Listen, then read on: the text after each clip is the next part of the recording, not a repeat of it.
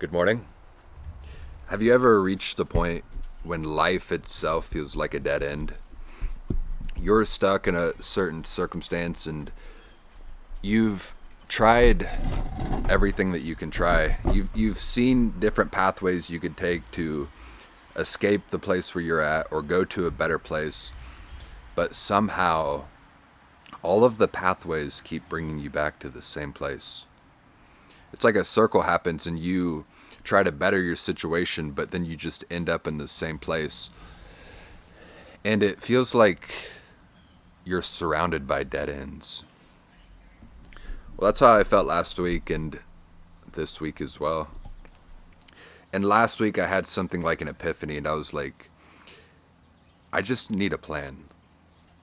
I need momentum, I need motion. Obviously, I've been living with my family for the past 5 months.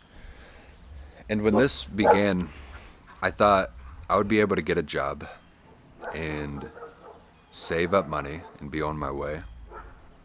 But I haven't been able to make that happen. And so last week I was like, well, I just need to set a plan in place, have a focal point, do whatever I can to move towards that focal point. And so I was like, $8,000 would be enough to get an apartment in a different city. If I could get to a different city, there would certainly be more work in a different city. And so I just need to take it one step at a time. $8,000 by January 7th, 2026, 3 months from now. And there was a bit of a spiral internally. I truly would not call it mental unease or physical unease. It was like something was happening with my spirit. And I paused and I was like, all right, what's wrong with this plan? I paused, I introspected, I dissected the plan, and I was like, all right, is it the time frame? Because 3 months is fairly short. Maybe I just need to give myself more time.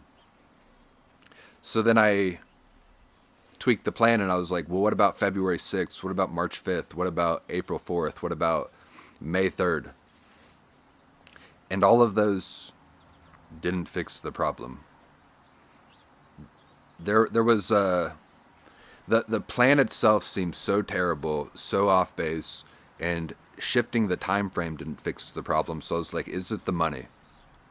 Is it the fact that the focal point, the goal that I'm going towards is money? But the reason for the $8,000 is so that I could get to a city where there is more work and I can pay for rent in advance and I can do the thing that I'm trying to do, that I've been trying to do for a year and a half, that I've slowly progressed, which is write a story that I've been writing, the thing that I like to do, the thing that I enjoy. The thing that I've been striving to do, but side quests just keep taking all of my attention, side quests that need attending to. So the money is a means to a different end, and I believe the end, which is the writing of the book I'm trying to write, the book within me that I need to get out of me, that is good. And so it's not even about the money, but even still, I was like, the plan isn't good. Even though it's not really about money, the plan still isn't good. What's going on with the plan?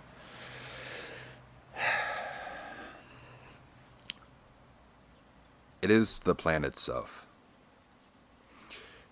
Because let me ask you this question. Are you where you are supposed to be? In your life right now, not in the past, not in the future, in this exact moment right here, right now, are you where you're supposed to be? Because there's only two options. Either you are where you're supposed to be or you're not where you're supposed to be. And if you're not where you're supposed to be, where are you supposed to be? Maybe you feel like you're lazy and you're like, well, I should be at the gym right now. Or maybe you feel spiritually malnourished and you're like, well, I should be at church right now. But if you open the door to feeling like you're not in the right place in this exact moment, like you always need to be somewhere else, doing something else. You're always in the if you feel like you're in this gap of you are a person right now, but you're not who you should be, you're always in a gap of just never being enough. Are you where you should be? if you're not where you should be, you're in chaos. Because there's literally infinite amount of places where you could be, and who's to say the place where you think you should be is right either? We hear the world is so loud. Everybody has advice nowadays. Everybody's always trying to give you advice, especially on the internet. And they're just hammering their opinion of who you should be and what you should be doing and where you should be. But the reality of this situation is that you are where you should be. You are where you should be. And so what does this have to do with the plan that I'm referring to? Well, the problem with the plan is that it is a plan, and the nature of a plan is that it always comes with a vision. It always comes with desires and fears. If when I have a plan, it is for $8,000 so that I can write my story, but even if it's not in the forefront of my mind, it's always based on what I want, my desires. It's always based on what I want and what I'm afraid of, meaning I'm trying to get a future that I want, and I'm trying to avoid the future that I'm afraid of. But I can only convey the reality of this through a Bible verse. I can only convey the alternative, what I'm getting at, through a Bible verse, which is in the Bible, Jesus Christ says, whoever saves his life, or whoever lets go of his life for my sake, will gain it. And so what does that mean? Whoever lets go of his life for my sake will gain it. Whoever tries to guard his life will lose it. What does that mean in actuality? Not in abstract language or in theory. What does that mean in daily life? Well, so far this week, I have walked the streets of this town, giving my resume to all of the businesses in person, talking to people, because truthfully, I actually don't need to justify it or rationalize it or explain it. The reality of the situation is I knew that's what I should do. And I thought maybe that I needed a plan in order to do that. But the plan didn't help me do that. I didn't need a plan in order to do that. I just knew that's what I should do with those days, and so that's what I did. But what am I to do now? Now that I've given my resume to all of the businesses, should I sit here in despair? The thing about setting a goal and having a plan, the reason why I sought to do it, the reason why I see it as a good thing, is because it does give you direction. You can ask yourself this question: are you where you're supposed to be? And if you say yes, it awakens you to the present moment. You become okay and content with the past. But then you're like, all right, well, I still don't know what I should do in this present moment. Trust. Because I still, even when I awaken to that, yes, I am where I'm supposed to be, I still want to make sure that I'm going in a good direction. But if I set a specific plan, if I set a specific goal, it is inevitably going to be my will, my desires, my fears. It's going to be me guarding my life, like in a sense, guarding the perspective that I have of myself and other people have of me. Like, oh, don't paint me in a certain picture, because I know that my life is XYZ right now, but I do have these goals, and so don't see me in that way. Judge me relative to my goals.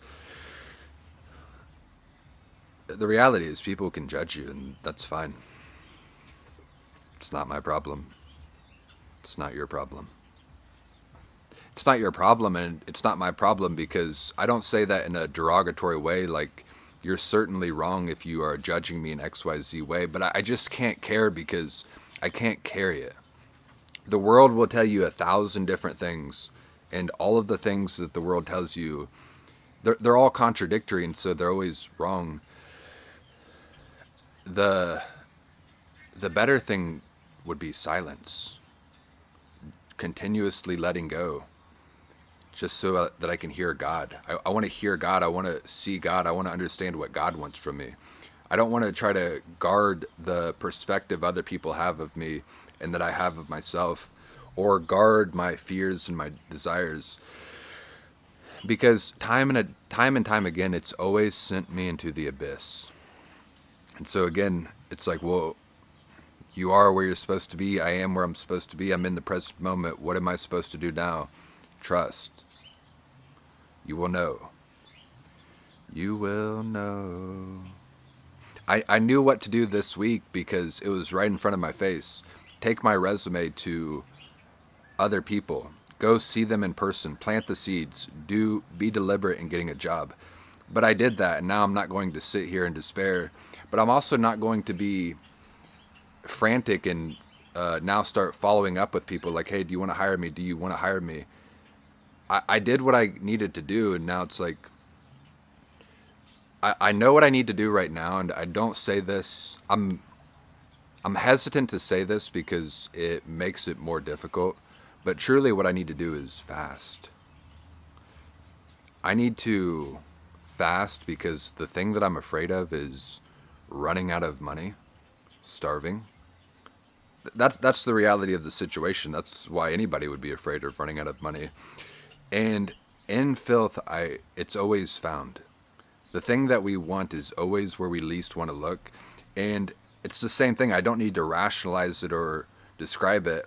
I couldn't tell you what you need to do. Nobody could tell me what I need to do. But I know in this moment what I need to do is fast.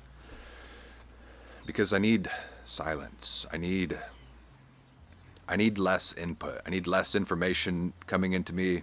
I need less food. I need detachment from this world because it's too chaotic right now. It is too chaotic.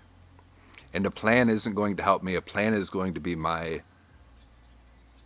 it's going to be my desire. It's going to be my will. It's going to be based on my fears. It's never going to be aligned with God's will. Let go of your life for God's sake. That is how you gain it. If you try to guard your life, that is how you lose it. Right. You will know. Trust.